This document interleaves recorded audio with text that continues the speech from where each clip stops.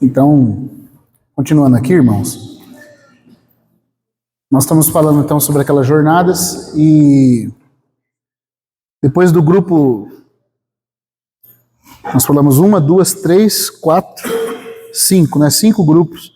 Começa o 6º grupo de jornadas que se refere à piedade. Então, nessas jornadas, são as etapas finais das jornadas. O Senhor, ela começa em Abrona e ela termina em Punon.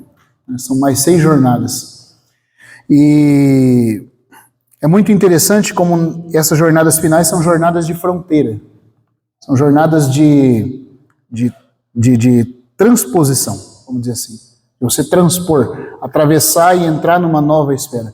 A piedade, ela significa, em grego ela vem da palavra eusebaia, que significa o bom adorador, ou aquele que é reverente, ou aquele que se porta de uma forma que glorifica a Deus, que demonstra a Deus, que expressa a Deus.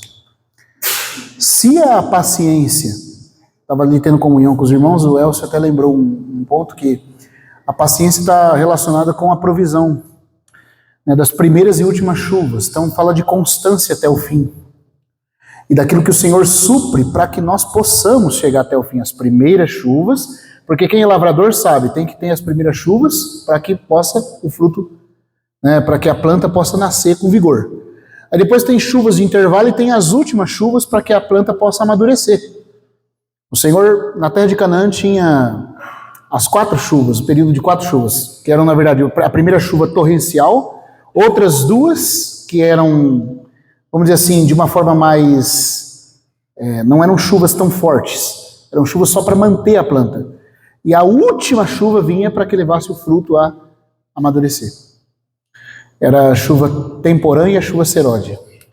Então a gente vê que a provisão de Deus é para que a constância da paciência possa nos levar à piedade.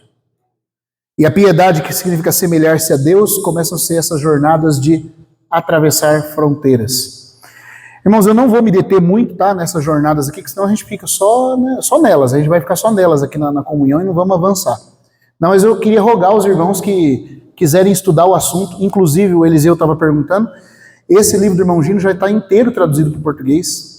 É possível pegar ele em PDF, baixar e imprimir tudo, tá? É Livro de las Jornadas, ele já está totalmente em português. Então os irmãos podem pegar, a gente tem o plano futuramente de publicar pela editora, mas depende... Ah, e tem audiobook, o Gu tá lembrando, é verdade. E no YouTube ele está narrado em audiobook inteirinho, em português também, tá? Então está aí disponível para os irmãos. Avançando um pouquinho, irmãos, a gente vê então que esses grupos de jornada, só vou citar para os irmãos, o 6º grupo, que é o grupo da... 1, 2, 3, deixa eu confirmar, 1, 2, 3, 4, 5, 6, o 6º grupo é o grupo das jornadas que vão de Abrona até Punon e falam da piedade, daquilo que já se assemelha a Deus. E depois tem o 7º grupo, que é do amor fraterno, que começa em Obote e vão até as planícies de Moabe. E o ágape, que na verdade é chegar à maturidade, chegar a Canaã. É atingir a plenitude de Cristo. É por isso que o ágape não entra como uma das jornadas. Ele é o alvo, na verdade. Porque se você atingiu ele, você será suprido amplamente a entrada no reino de nosso Senhor Jesus Cristo. Agora, voltando aqui para o texto de Hebreus, eu só quis falar tudo isso aqui para que nós pudéssemos ver que nós estamos numa carreira espiritual e que há processos que Deus está nos ensinando. Deus está nos ensinando, nos levando a crescer, nos levando a entrar cada vez mais na realidade de Cristo nesse processo, para que nós atinjamos a plenitude de Cristo e junto com isso também adentremos na herança plena do milênio, quando Ele nos galardoar. Porém, o autor de Hebreus, voltando aqui para o capítulo 12, Hebreus capítulo 12, ele vai falar de que nós temos que nos desembaraçar do peso e do pecado e corrermos com perseverança a carreira. Então veja, eu até tomei nota aqui de um ponto que só colocar para os irmãos. Para essa corrida, esse crescimento, devemos evitar 2 coisas e praticar 2. Quais são as 2 coisas a serem evitadas? A primeira é todo o peso, certo? E a segunda é todo o pecado. E devemos praticar também né, duas coisas. O que nós temos que praticar?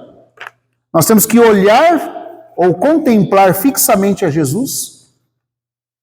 E nós temos, de acordo com o próprio texto de Hebreus, olhando fixamente para Jesus, correndo com perseverança, nós devemos, lá no capítulo 12, nós vamos ver essa expressão. Tem alguns irmãos que têm a Bíblia João Ferreira aqui, lá fala assim, é para a disciplina que perseverais. Deus os trata como filhos. Mas a textual desse ponto acertou, porque eu fui conferir a tradução do West Coast em grego, e lá, na verdade, o que está escrito é, permanecei debaixo do método disciplinar. É isso que o autor de Hebreus está falando. Não fujam do método disciplinar de Deus. Nós temos que olhar fixamente para Jesus e permanecer no método de disciplina de Deus. Se nós permanecermos, isso fala de uma questão nossa, de nós respondermos abertos a permitir que Ele nos discipline, nós vamos concluir a carreira. Então nós temos que evitar o peso e evitar o pecado. E temos que olhar fixamente para Jesus e permanecer sob disciplina. Vamos ler de novo esse versículo, ele está em Hebreus capítulo 12, né, no versículo 7. Deixa eu abrir aqui. Hebreus 12, 7. Alguém tem outra versão diferente da minha que queira ler? Em voz alta? A minha diz assim, ó. Eu achei muito rico. Ontem o Elcio falou, tem alguns pontos do Novo Testamento que a textual tem que melhorar. Tá? É verdade. Ela é muito boa, principalmente no Antigo. Mas tem hora que ela acerta com golaço aqui, irmãos. Desculpa a expressão golaço, tá? Mas o irmão Gino falava, o gol agora foi. Então eu vou falar golaço. Né? Não tem problema. Ó, versículo 7. Se você ler na João Ferreira, você não entende nem direito o que está falando o versículo. É para a disciplina que perseverais. Mas olha o que fala o 7 da textual. Conforme o texto grego. Permanecei debaixo da disciplina. Por quê? Pois Deus vos está tratando como a filhos. Então permaneça debaixo do método disciplinar de Deus. Depois os irmãos vão ver que da figura da casa e do pai que está disciplinando o filho, ele vai usar a figura do ginásio e do atleta. Por que eu falo isso? Se a gente ler o versículo 11, fala assim, é verdade que nenhuma disciplina ao presente parece ser causa de gozo, senão de tristeza, porém mais tarde dá fruto aprazível de justiça aos que por ela hão sido exercitados. Deixa eu ler aqui uma nota do irmão Lang sobre esse texto para os irmãos. Ele diz o seguinte, isso aqui são palavras dele, tá? Para completarmos a carreira, sobre a questão do ginásio, do exercício, para completarmos a carreira, Deus nos preparou um ginásio pedagógico para nos proporcionar aperfeiçoamento completo na santidade. A palavra grega gegnosis,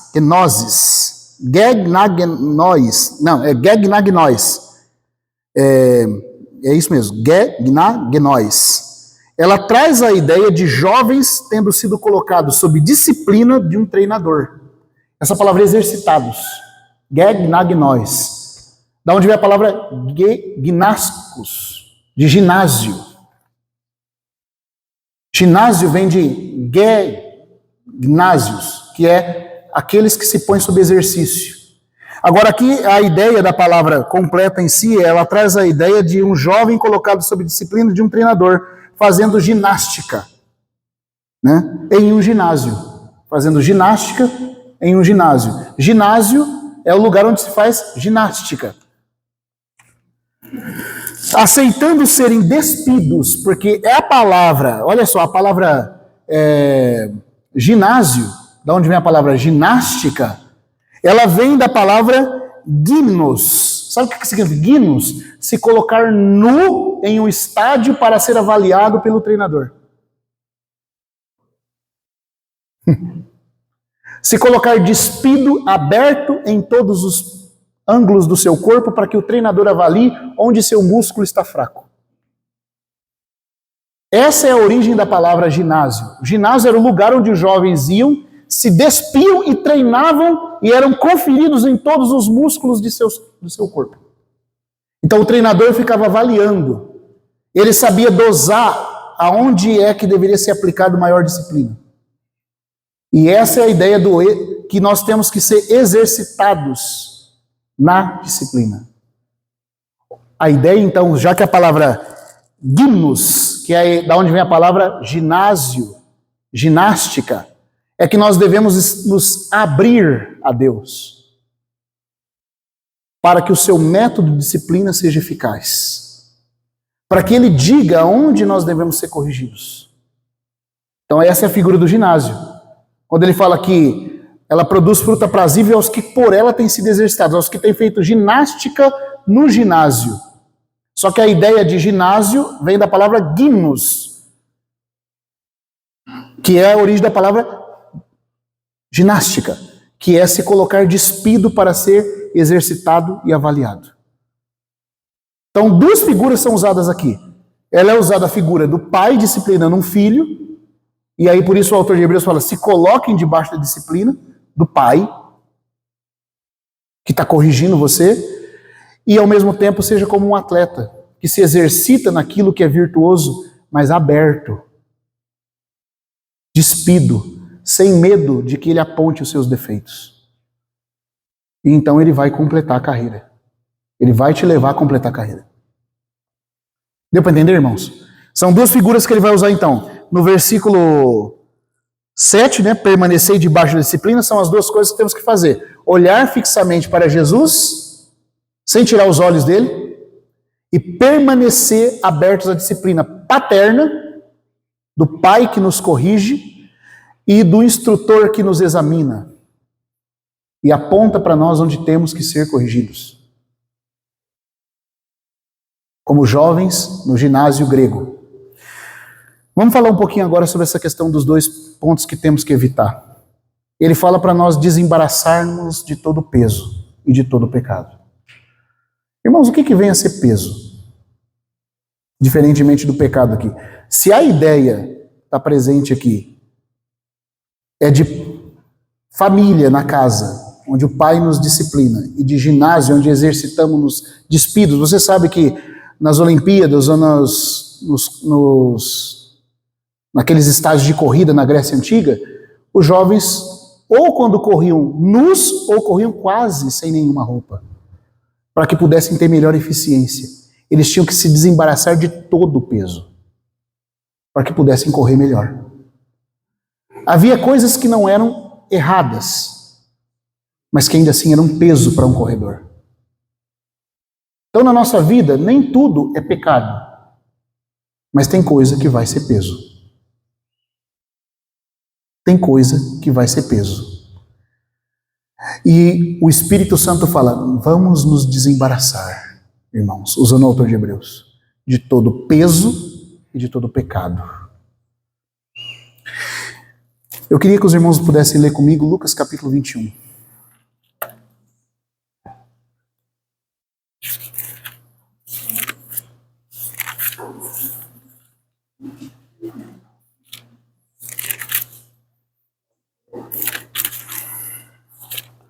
Lucas 21.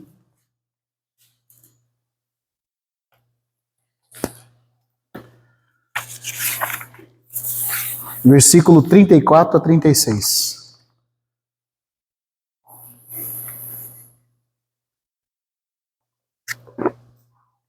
Eu penso que essa exortação do Senhor aqui, em Lucas, vai nos mostrar um tipo de peso com o qual nós temos que lidar. Só para os irmãos terem uma ideia, usando a figura do atletismo grego antigo, por causa de ganhar a corrida, havia certas coisas que o atleta não podia fazer, que era lícito qualquer outra pessoa fazer. Mas a questão é que ele está de olho no prêmio. Para que ele ganhe o prêmio, há certas coisas que são até lícitas, mas que ele, por causa da corrida, não pode fazer. Quantos irmãos se preocupam apenas em se guardar dos pecados? Mas daquilo que é lícito, não tem problema, ele se entrega. E isso acaba se tornando um peso na vida espiritual.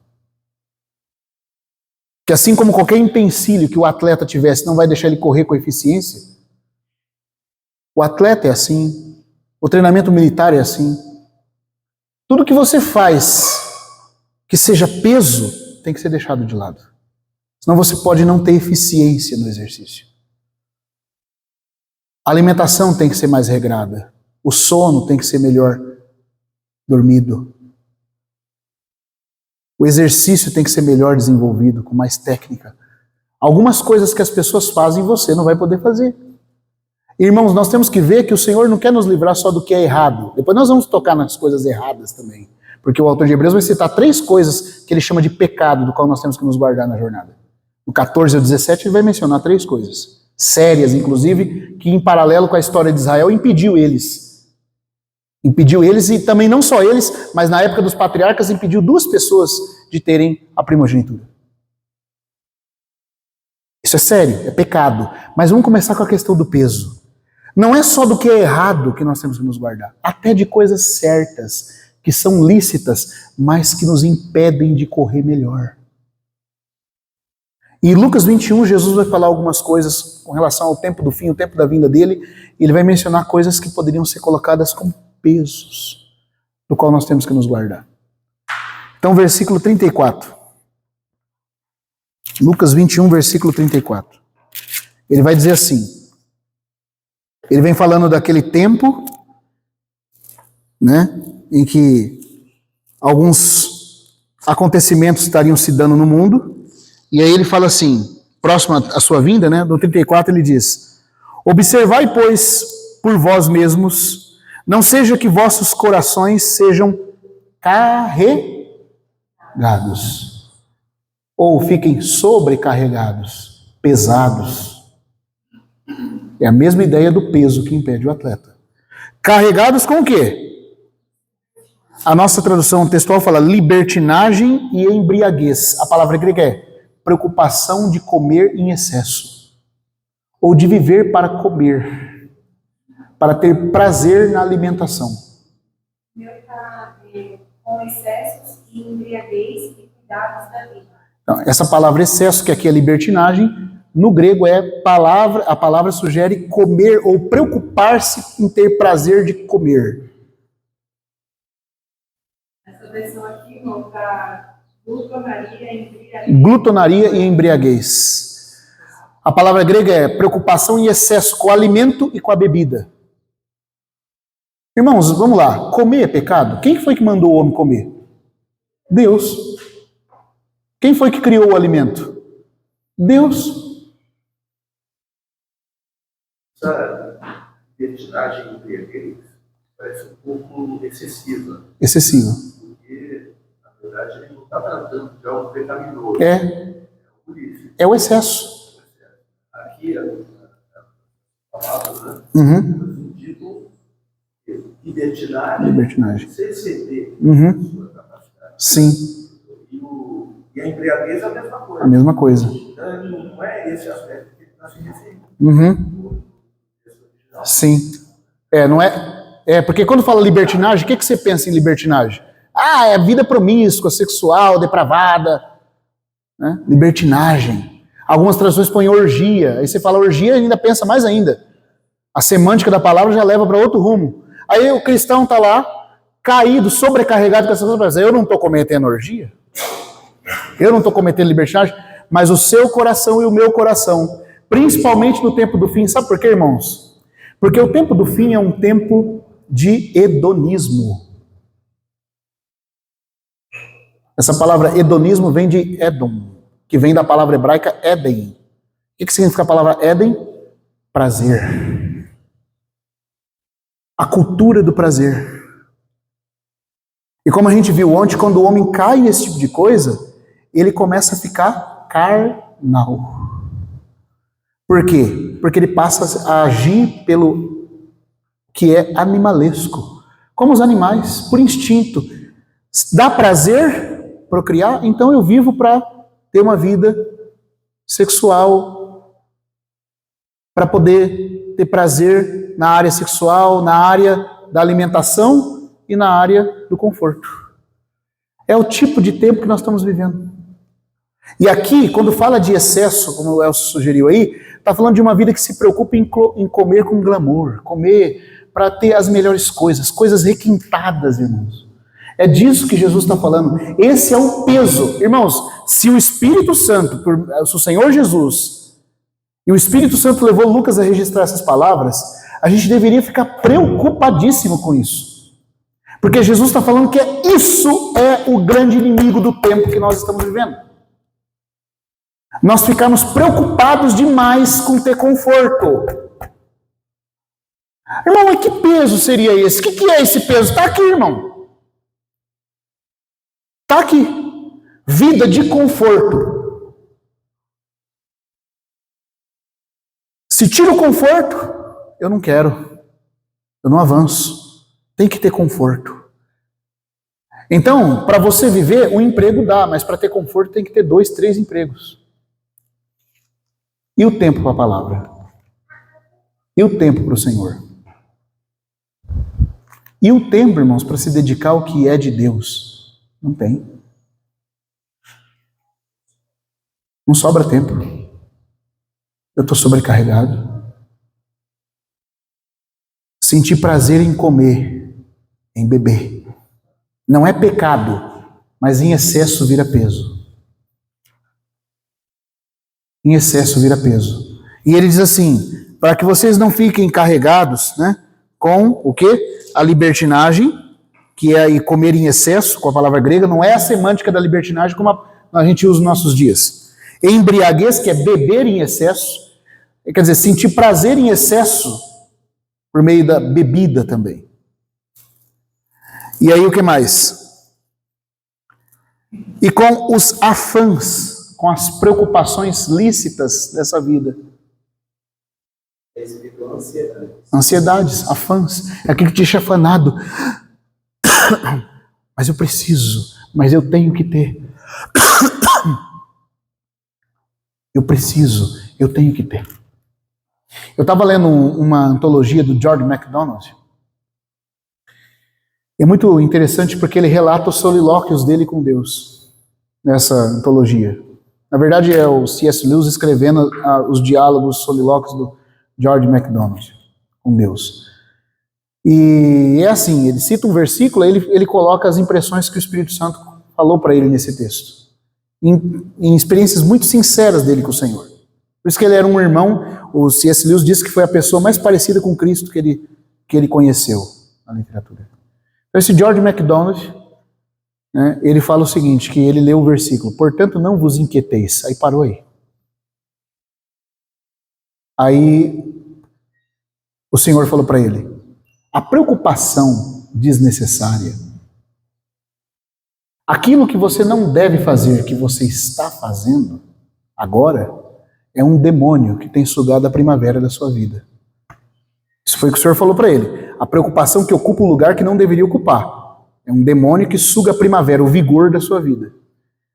Aí ele diz que ele responde assim para o Senhor, não, Senhor, minha preocupação é legítima. Aí o Senhor responde para ele, isso que você está preocupado é algo que você tem que fazer agora. E ele, diante de Deus, fala, examinei, Senhor, o caso e constato que não. Aí ele fala, mas está te impedindo de fazer o que é exigido de você agora. É muito, muito interessante, irmãos, porque aí ele coloca, parece Santo Agostinho nos solilóquios dele. Aí ele coloca assim, respondendo para o Senhor, examinando as coisas, chega à conclusão que não há nada que está sendo exigido de mim agora. Aí o Senhor fala, não, mas há a coisa principal que é exigido de todo homem para esse momento. E para qualquer tempo. Ele fala, o que poderia ser? E o Senhor responde, confie no Deus vivo. E aí sabe o que ele responde para o Senhor? Senhor, mas eu confio no que tange as coisas espirituais. E o Senhor responde para ele, mas todas as coisas são questões espirituais. Então a gente tem que entender, irmãos, que Deus prometeu cuidar de nós. O Richard Baxter, parafraseando o Salmo 23, ele fala o quê? Lá diz, o Senhor é meu pastor, nada me faltará. Então ele escreveu da seguinte forma, se o Senhor é meu pastor, aquilo que eu não tenho, eu não preciso. Porque se o Senhor é pastor e ele diz que vai cuidar.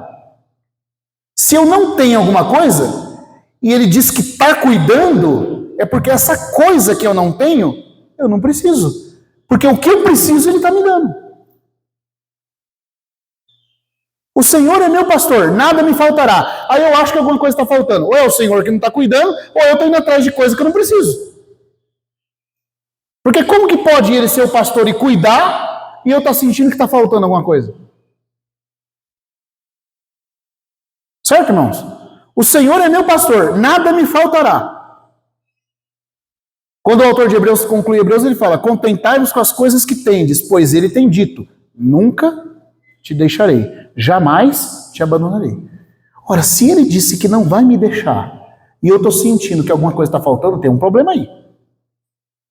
Ou é ele que não está cuidando, e está sendo desleal, ou sou eu que estou indo atrás de coisa que não é o que ele quer para mim. Qual dos dois será que está certo, irmãos? O Senhor fala de nós nos guardarmos disso. Agora eu queria ler aqui para os irmãos, porque, vamos continuar até o 36. Porque virá esse dia, né?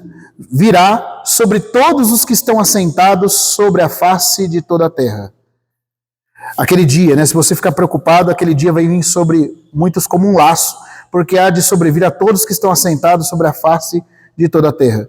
Estai alerta, pois em todo o tempo, rogando para que sejais tidos por dignos de escapar de todas as coisas que estão por suceder e estar em pé diante do Filho do Homem. A versão João Ferreira come uma palavra aqui, que na verdade é uma questão de interpretação do que está no grego, né? Mas no texto grego ele força você a colocar essa expressão, para que vocês sejam tidos por dignos.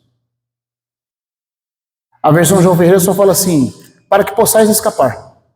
Como se você sozinho provesse o livramento. Mas a ideia é que alguém está avaliando o seu coração, para ver se você merece escapar. Eu queria ler para os irmãos agora algumas coisas que o irmão Penton fala sobre esse texto aqui. Ele diz assim: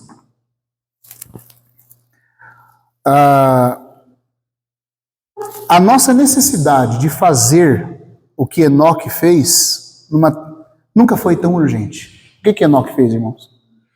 Andou com Deus.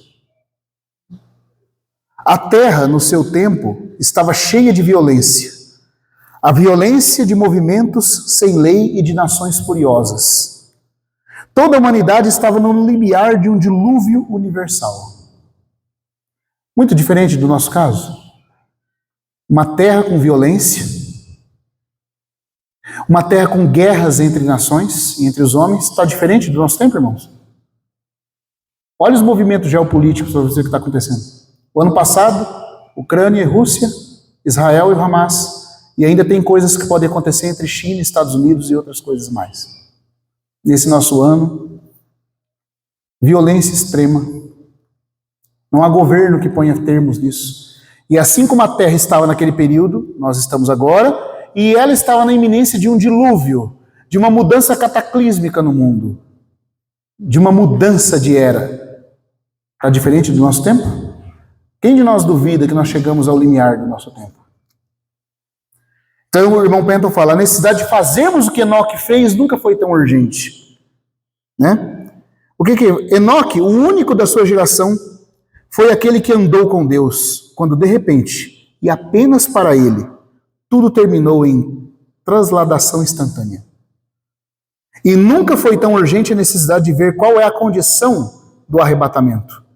Hebreus 11:5 nos diz, pela fé Enoque foi trasladado para não ver a morte, e não foi achado porque Deus o trasladara, pois antes da sua trasladação obteve testemunho de haver agradado a Deus. Assim então, na promessa de Cristo, nossas almas descansam profundamente com alegria. Ele diz, porque guardaste a palavra da minha paciência. A paciência do Salvador esperando por seu retorno, a paciência que espera o seu retorno, como a do lavrador que espera os frutos. O Tiago fala, irmãos, esperai pela vinda do Senhor. Eis que o lavrador aguarda a colheita entre as primeiras e as últimas chuvas. E diz assim: quando seus inimigos serão postos por escabelo de seus pés. Essa é a palavra da paciência. O Senhor fala: guardaste a palavra da minha paciência. Irmãos, presta atenção, é a paciência do Senhor Jesus. Quer dizer que Cristo também está esperando, e Ele quer que esse coração de espera também seja produzido em nós. Que nós também possamos saber esperar. O que o pai falou para ele? Assenta-te à minha direita, filho. Espera. Eu colocarei todos os seus inimigos por estrado de seus pés. Cristo está esperando, irmãos. Ou seja, Ele não está pedindo para nós esperarmos o que Ele também não está. A questão é, nós conseguimos esperar e caminhar com Deus? É a palavra da sua paciência, já que Ele também está esperando. Portanto, Ele diz, né? Se você guardou a palavra da minha paciência, eu também te guardarei da hora da provação que há de vir sobre o mundo inteiro para provar os que habitam sobre a terra. Portanto, é a grande tribulação, o único julgamento desde o dilúvio que vai alcançar a terra toda. Outra coisa interessante. Assim como o dilúvio daquele tempo de Noé foi algo que pegou o mundo inteiro, nós estamos diante de um dilúvio de ira que vai abranger o mundo inteiro de novo. Nenhum julgamento de Deus do Antigo Testamento pegou a terra toda, até então de novo, desde o dilúvio.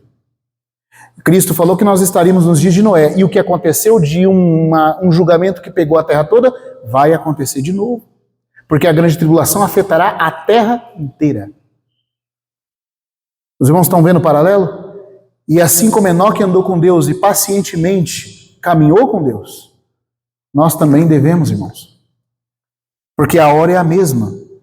E ele continua falando assim: aqui está a derrota do ensinamento de que toda a igreja deve passar pela grande tribulação. Que ele prometeu tirar alguns. E não é guardar na tribulação, é guardar da hora para fora da hora. A partícula ek no grego, para fora, tirado de dentro. Para fora da hora da tribulação. A fuga total desse tempo de horror é possível para todo filho de Deus. Mas o Senhor diz: porque guardaste. Isso se baseia numa ação específica do anjo da igreja de Filadélfia. Presta atenção aqui, irmãos. O Senhor está falando para o anjo da igreja de Filadélfia. Ou seja, aquele que consegue ouvir a voz dele. Aquele que está numa posição de destaque, porque você guardou. Veja, ele tem uma posição, ele é o mensageiro do Senhor. Mas não é nem a posição que garante o escape. É outro engano que a gente pode cometer. Ah, nós estamos em Filadélfia. Ah, nós estamos vivendo o testemunho do Senhor. Nós somos aqueles que estão ouvindo a voz do Senhor. Nós somos o anjo, aquele que consegue ouvir. Mas não é isso que garante o escape. Você ouve para poder obedecer. Guardaste a palavra. Também eu te guardarei. É guardar pelo guardar. Você guardou, eu te guardarei. Você guarda me obedecendo. Eu guardo te retirando do meio. Agora olha só. Deixa eu só colocar aqui uma coisa para os irmãos. Ele continua falando aqui. Assim, da promessa e da advertência surge a ordem inevitável. Vigiai em todo tempo, orando para quê? Para que sejais considerados dignos de escapar de todas essas coisas que acontecerão sobre a terra. A grande tribulação está no contexto imediato. E ser colocado, porque o texto grego fala que nós vamos ser postados na presença imediata do Senhor Jesus. Sabe quem vai fazer isso? Os anjos. A ordem que o ceifeiro vai dar. E essas pessoas que estão vigiando serão colhidas. Para serem postados diante do Filho do Homem. Qual é a dignidade aqui mencionada? Para ser desconsiderados dignos. Essa dignidade não é a dignidade da justiça imputada pela fé em Cristo. Pois isso nós já temos. E todos os crentes a têm, sejam eles vigilantes ou não. E orar por aquilo que já possuímos seria incredulidade. Jesus está falando assim: orem para vocês serem considerados dignos. Irmãos, mas a dignidade da justiça de Cristo imputada a nós já temos ou não? Ou nós vamos orar por aquilo que já temos? Orar pelo que já tem é incredulidade. Deus não ia mandar a gente agir como incrédulo. A dignidade aqui é outra coisa. É isso que o irmão está falando. A dignidade aqui é outra coisa. É uma dignidade que nós merecemos. A justiça imputada de Cristo nós não merecemos. Ele está falando de uma dignidade para aquele que já tem a salvação eterna, mas que ainda precisa ser considerado digno. E aí ele continua falando: essa é uma dignidade pela qual ainda temos de orar. Isso é sempre, até o fim, vigiai e orai sempre. Certo? E aí depois ele fala sobre essa vida de constância com Deus. Mas o que é andar com Deus? O que é manter comunhão com Deus? Será que eu tenho que parar de trabalhar? Não é isso. É que, veja, irmãos, o Senhor não está falando para a gente parar de trabalhar. Ele está falando que se você se preocupar demais com o trabalho, se você trabalhar em excesso, seu coração não vai ter espaço para, durante o tempo do trabalho, se ocupar com a comunhão com Deus. Mas é possível, trabalhando, estudando, vivendo uma vida normal, nós termos comunhão com Deus. A questão é que se nós começamos a sobrecarregar a nossa vida com essas coisas, o nosso coração não se sobrecarregará, não dará plena atenção à comunhão com Deus, porque outras coisas vão substituir isso no nosso coração.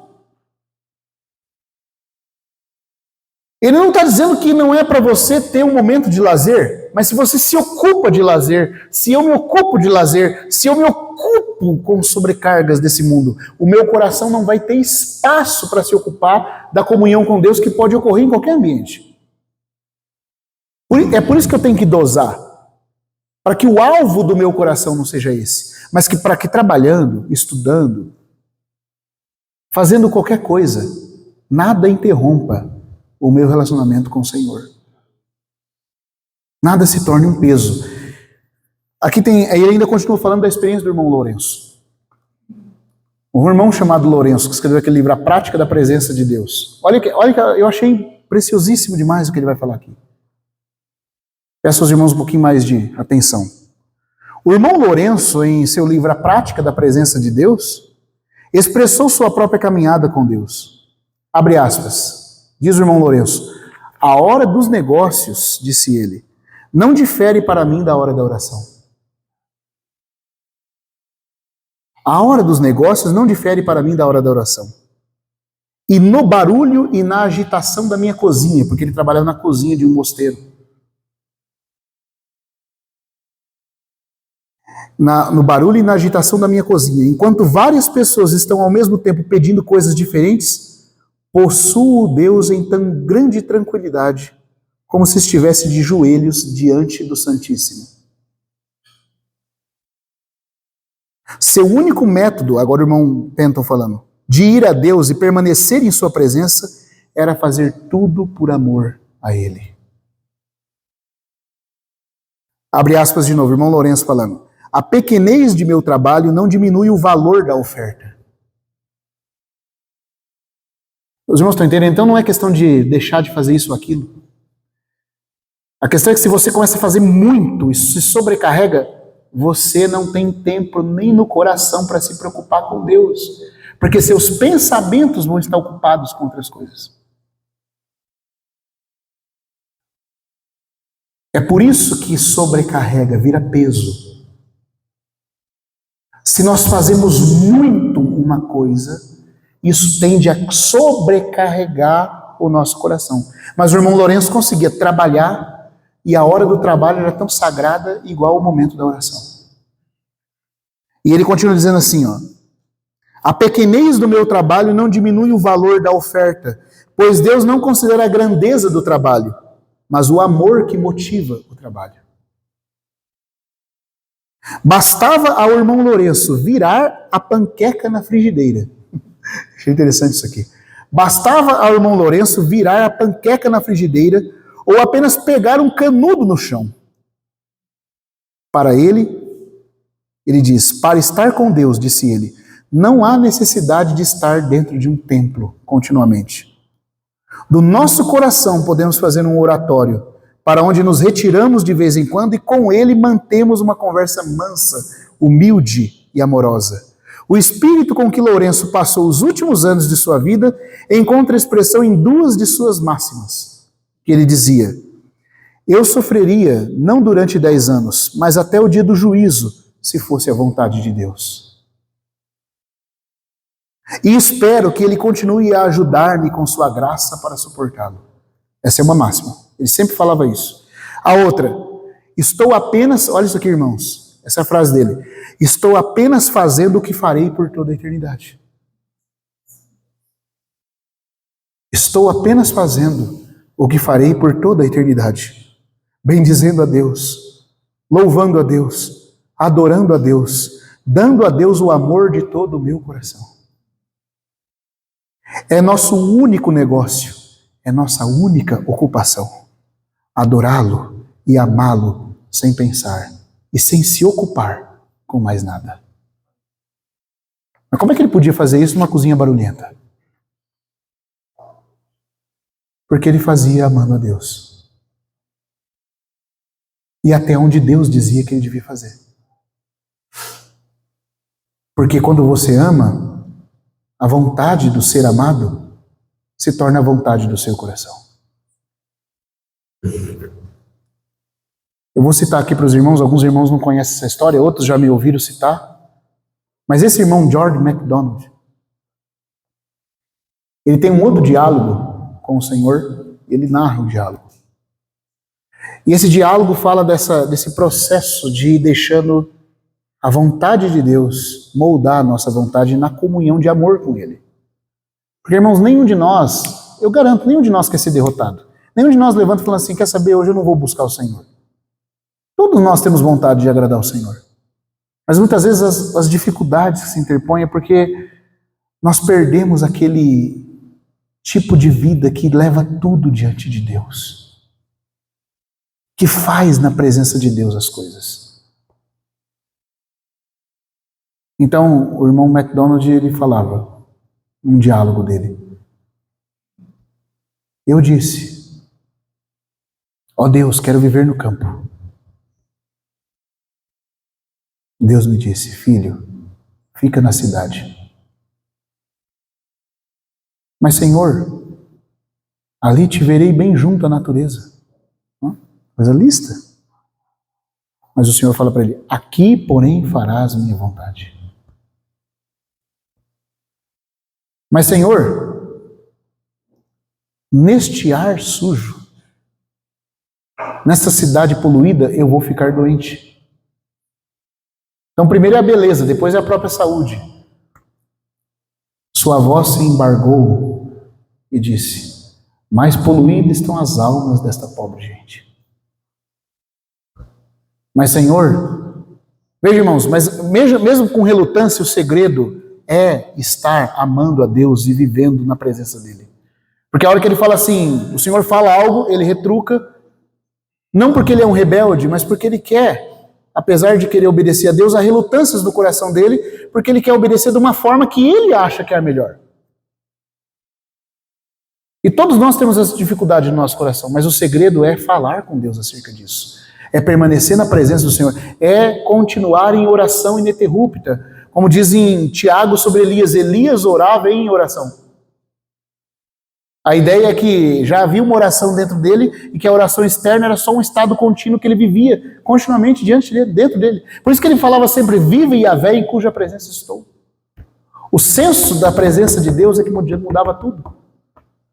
De que ele estava com o Senhor o tempo todo e que o Senhor estava diante dele o tempo todo. Então ele orava em oração. Era uma oração que produzia uma oração. Então o irmão MacDonald, dialogando, fala, mas Senhor, aqui sou desnecessário, aqui na cidade. Ali no campo, faço falta para irmão e amigo. Deus me respondeu, a quem fazes mais falta? A eles ou a mim? Escolhe. Se ficares, serás prisioneiro comigo. Essa parte me toca muito, porque o Senhor não está pedindo nada para ele que o próprio Senhor já não esteja passando.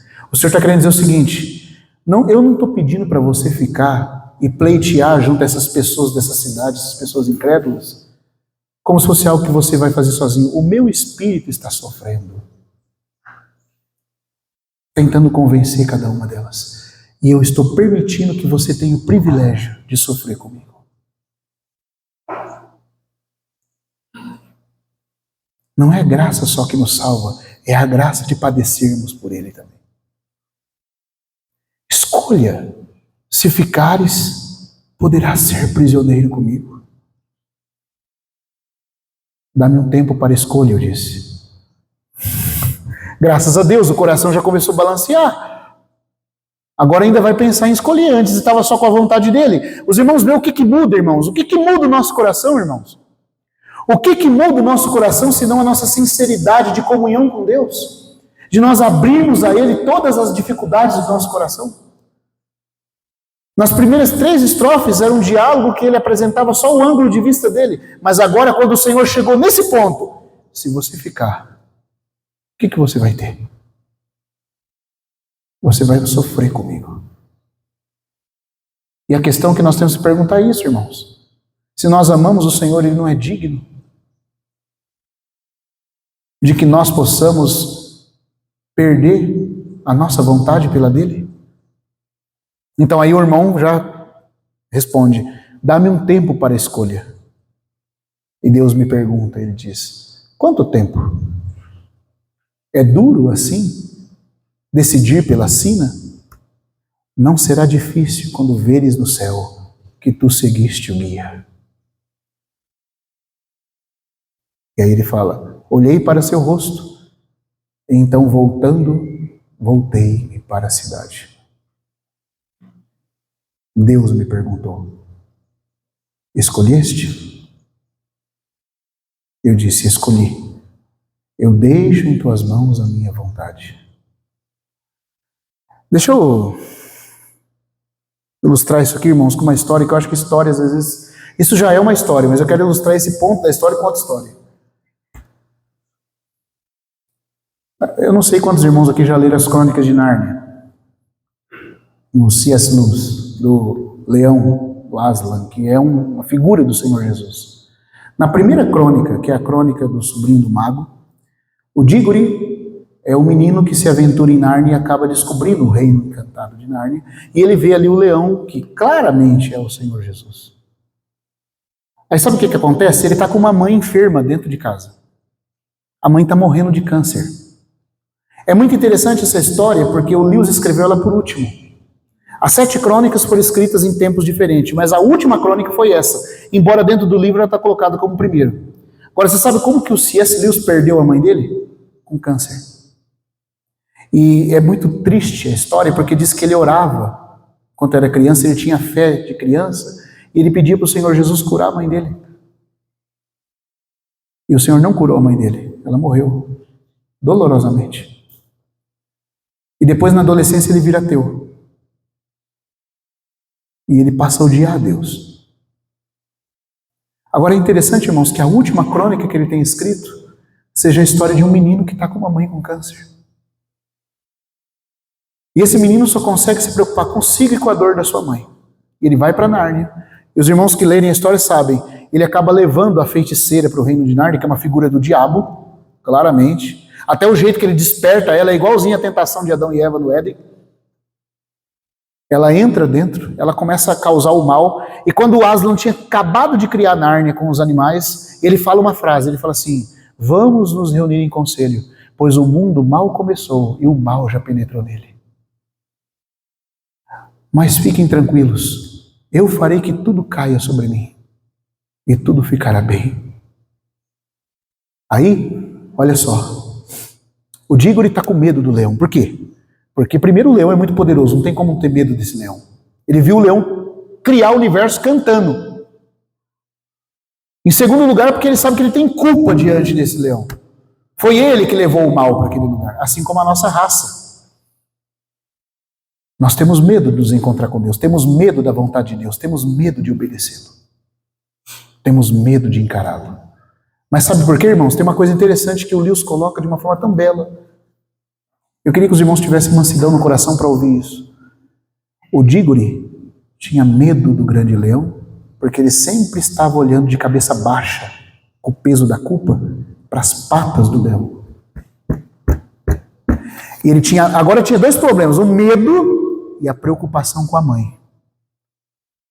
Ele até pensou, quando ele viu o leão criando poderosamente o reino todo, cantando, ele falou, esse leão poderia salvar minha mãe. Eu poderia pedir para ele, mas como é que eu vou dialogar com ele e pedir alguma coisa se se eu agora trouxe desgraça para esse reino? A preocupação dele agora deve ser, todavia, só com o Nárnia, porque olha o que eu fiz. Eu fiz o mal acontecer.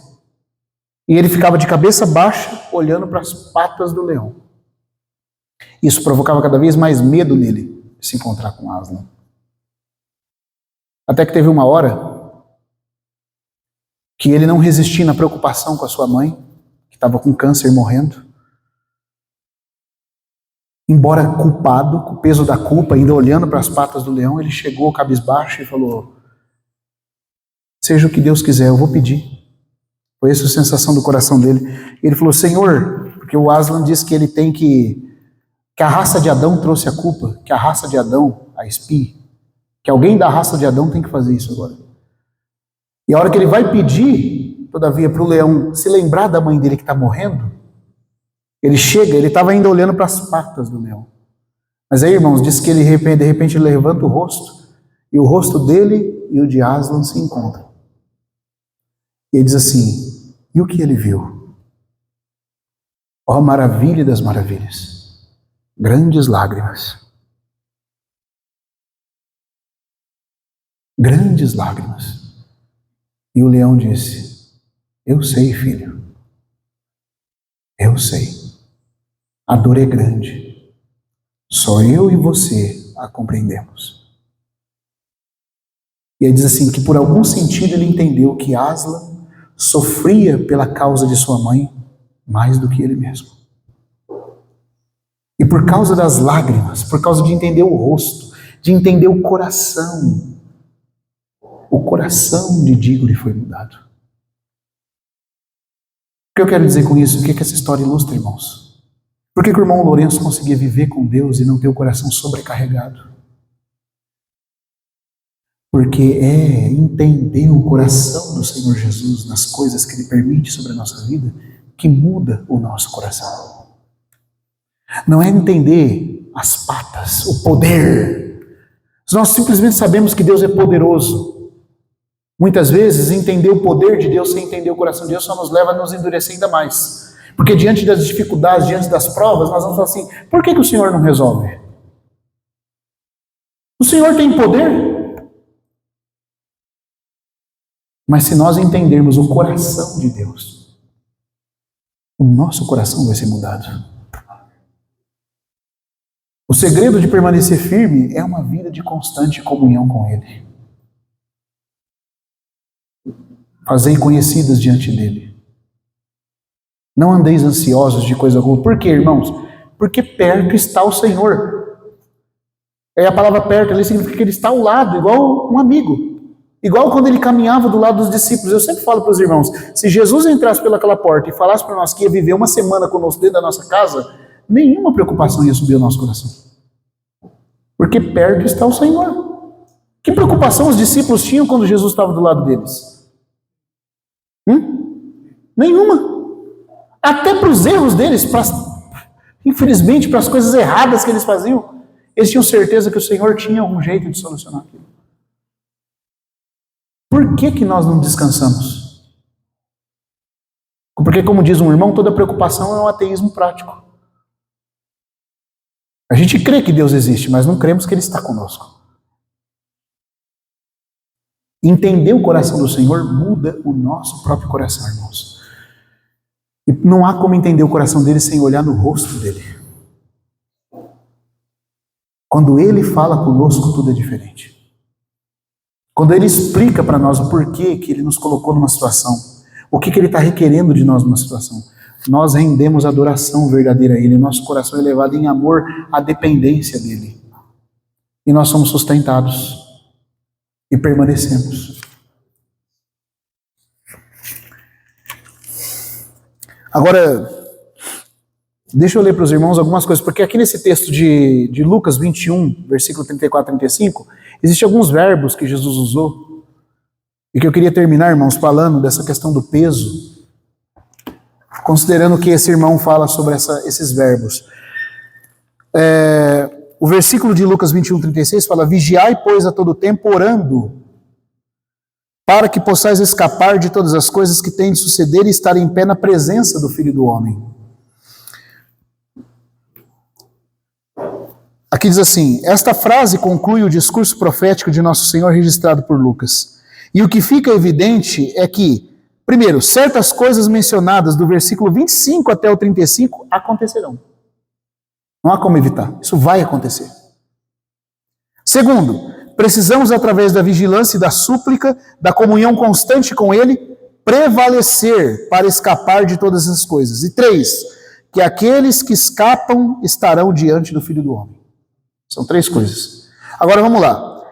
Primeiro vamos examinar algumas palavras peculiares que o Salvador disse. A palavra vigiar. Em grego é a palavra Nossa, que palavra difícil de falar, irmãos. Um pouquinho de paciência.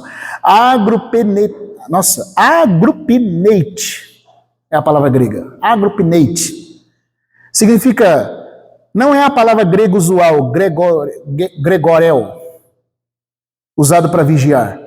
Mas é um termo que significa insônia, estado de alerta constante, todo o tempo desperto sem adormecer. É uma vigília de expectação constante. Uma insônia, como se fosse um coração sobrecarregado e desesperado por uma causa que tira o sono.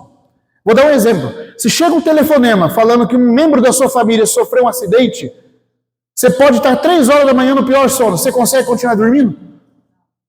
Seu coração fica sobrecarregado. Você fica em estado de alerta sem conseguir pregar o olho mais. Esse é o tipo de sentimento que Jesus está falando, que a menção da vinda dele deve causar no nosso coração. Irmãos, vou tentar traduzir de uma forma mais precisa. Jesus está falando de nós orarmos com um estado de preocupação urgente.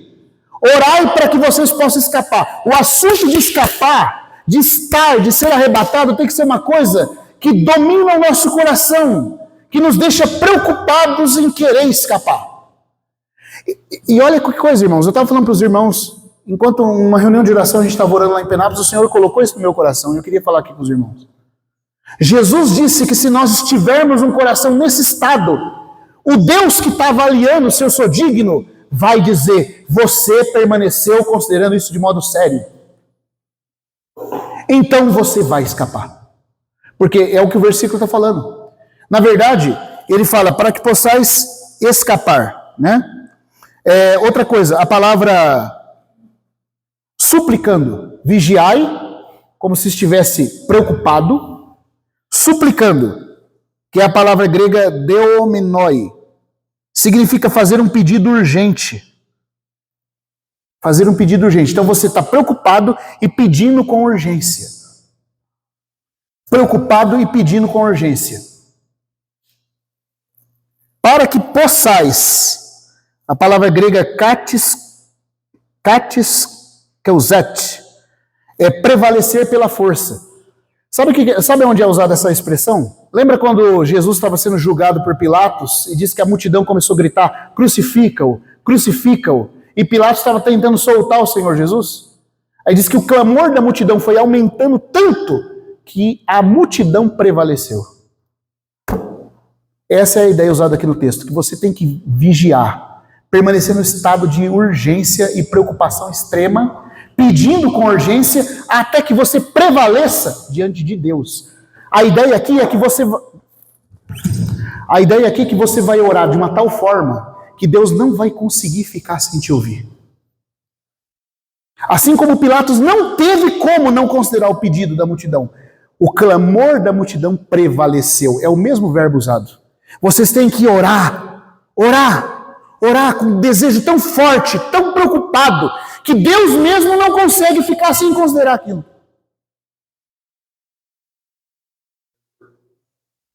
Igual o amigo importuno, igual a mulher que importunava o juiz.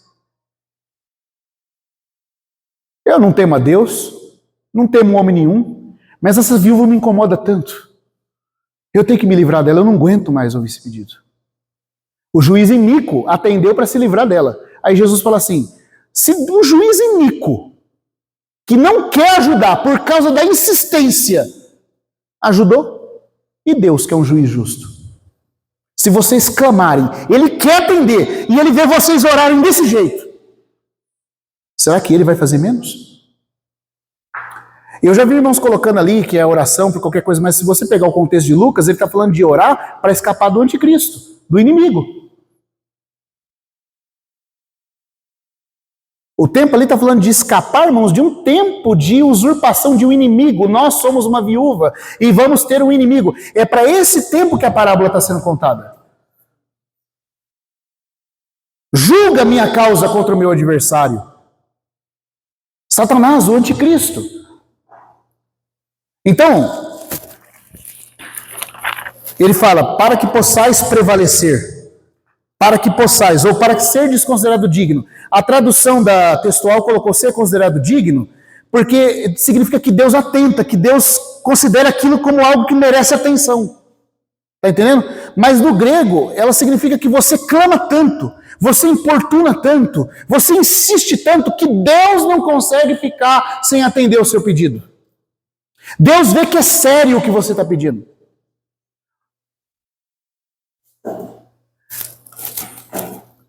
Por exemplo, essa palavra é usada na multidão em Lucas 23, quando diz que as vozes da multidão prevaleceram contra a intenção de Pilatos. Foi algo que foi tão insistente que Pilatos não teve como ficar sem considerar.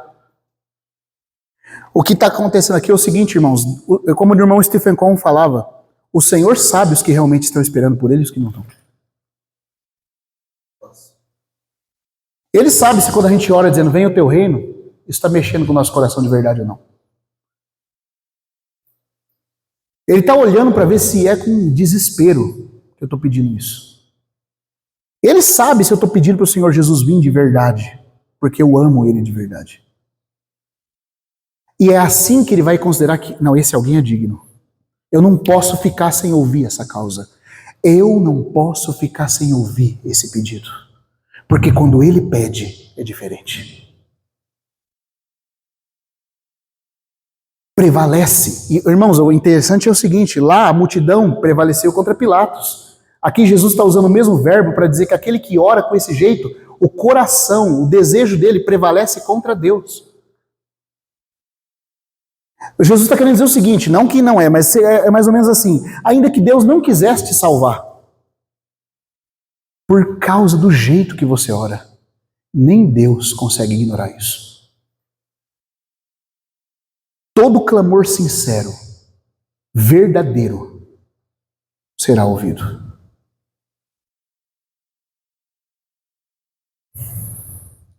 O jeito que um pai ora para um filho que está morrendo, você acha que ele ora como? Acho que é a melhor coisa que ilustra isso. Se o Gustavinho me permite, eu vou tentar usar uma situação. Eu estava na casa dele um dia em São Paulo e tinha um irmão muito querido entre eles lá que estava com o filho em estado terminal quase, né, muito arriscado até de morrer. O irmão foi na reunião de oração, o pai. Irmãos, eu estava com o Gustavo na parte de cima da casa e eles estavam tendo uma reunião de oração para orar pelo filho. A princípio começou normal, mas quando chegou a notícia que ele não poderia passar daquela noite, irmãos, você visse o jeito que aquele pai orava. Chorando. A gente não sabia se ele estava chorando, soluçando, berrando. E sabe o que nos impressionou? Que o filho foi curado. Porque o Senhor Jesus prometeu que um tipo de oração desse jeito prevalece. Só que aqui ele está nos ensinando a orar dessa forma para ser guardado da hora que há de vir, para sermos considerados dignos de escapar. Então, comunhão com Deus, vida de oração, é o que vai nos levar, irmãos, a ser libertos e desembaraçar-nos do peso. Quando a gente passar a avaliar cada coisa pelo peso eterno que elas têm. Eu estou me ocupando disso, mas por quê? O que isso vai contribuir?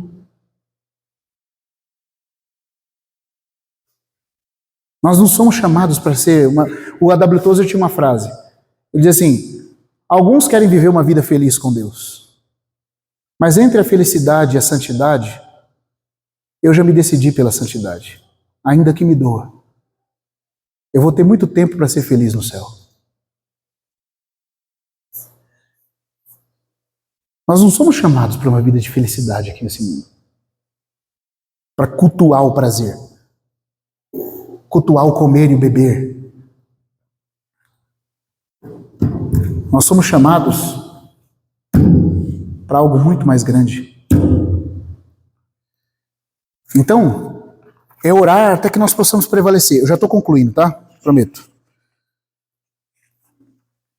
Esse tipo de oração. Ou seja, irmãos, eu fico comovido e queria impressionar os irmãos com isso, que o Senhor Jesus disse como Deus quer receber a nossa oração. Ele não deixou a gente às cegas nem quanto a isso. Você fala assim, mas eu não sei como orar. Eu não sei como que a minha oração vai ser ouvida. Eu não sei como é que eu tenho que fazer para o Senhor me ouvir. Que tipo de estado tem que ter o meu coração? Ele disse, vocês têm que estar expectantes, sem sono. Vocês têm que pedir com urgência, com o coração preocupado de verdade e orar de um jeito que faça se prevalecer o pedido de vocês. Como um pai que está orando por um filho que está morrendo. É assim. Se não for assim, Deus não vai atentar. Porque nem você de verdade está desejando isso. Nem você de verdade deseja. Quando se menciona a vinda do Senhor, irmãos, nosso coração exulta na esperança, como diz Hebreus. O que é exultar? O que é exultar, irmãos? O irmão Atmani fala que em chinês significa levantar as 4 extremidades para o céu. Ou seja, pular e pular com mão erguida. É levantar os pés para trás e as mãos para cima. Isso é exultar. O Gabi diz que em hebraico significa rodopiar. Como é que é, Gabriel? Por uma forte emoção. Você fica tão emocionado que você tem que fazer alguma coisa. O autor de Hebreus fala que nós temos que exultar na esperança, que esse é o requisito para sermos considerados casa. Testemunho de Deus. Se nós mencionamos a vinda do Senhor e isso não produz em nós esse estado, nosso coração já começou a apostatar. Os irmãos da igreja primitiva, o Maranata que eles falavam, irmãos, era assim, eles tinham expectação que o Senhor vai voltar. Então eles se encontravam e o cumprimento deles não era só paz do Senhor. Os crentes cumprimentam-se com paz do Senhor, porque parece que a gente está muito afligido. Então, paz do Senhor, irmão, tenha paz. Os crentes tinham tanta expectativa como peregrinos de ser salvos desse mundo, de encontrar o Senhor, que eles encontravam, o Senhor vem. Maranata. Era assim que era a saudação da igreja antiga. Eles exultavam nisso. Mas hoje a gente menciona a vinda do Senhor e vamos cuidar da nossa vida, se preocupar com as nossas coisas. Onde foi, irmãos, que o nosso coração perdeu a exultação?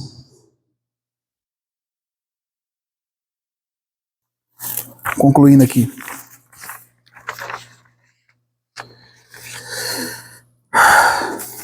Ele também fala para nós fazermos isso a fim de que possamos escapar. A palavra grega é ekfugen, que significa, da onde vem a palavra fuga, o prefixo ekfugen, que significa fugir, fugir de algum perigo ou situação ameaçadora, e estar em pé, statfenai, que significa ser postado, ser pegado de súbito e colocado em outro lugar, ser postado em pé na presença do Filho do Homem. Né? E quando ele fala, por que eu estou falando que aqui fala de arrebatamento? Porque essa palavra na presença ou diante de, emprosten em grego, é na frente de, diante da cara de. Então o Senhor está falando que quando isso estiver acontecendo, os que forem achados nesse estado estarão diante dele dessa forma. Mas para isso o nosso coração tem que estar sem peso. E para isso, o Senhor Jesus disse a maneira que Ele quer que nós oremos, irmãos. A questão é o que nós vamos fazer com a palavra dele. Não adianta, irmãos, se nós ficarmos, se o Senhor não nos arrebatar, se nós não formos vencedores, se o Senhor não nos encontrar dignos, nós não vamos ter desculpa de falar assim, eu não sabia como eu tinha que orar. Eu não sabia como o meu coração devia ser achado. Nós sabemos. Expectação sem sono, orando com desespero. Se nós não temos isso, irmãos, é melhor que cada um de nós tivesse um tempo de oração. Fosse diante do Senhor e falar, Senhor, eu ouço falar da tua vinda, isso não mexe com o meu coração, não sinto nada. Estou preocupado com as minhas coisas. Meu coração está sobrecarregado. Eu vivo uma vida muitas vezes hedonista. Se eu não tenho prazer, se eu te dou glória quando eu estou feliz. Quando eu não estou, eu não consigo te seguir. Mas Ele disse para nós como nós devemos orar e como nosso coração deve estar, para ser livre de todo peso. Irmãos, que o Senhor continue falando no nosso coração. Que Ele produza em nós essa expectativa. Porque Ele está avaliando, Ele sabe os que estão esperando. E só esses que serão considerados dignos. Que o Senhor nos abençoe, irmãos. Que Ele produza em nós esse estado, essa vigilância, esse desejo. Amém.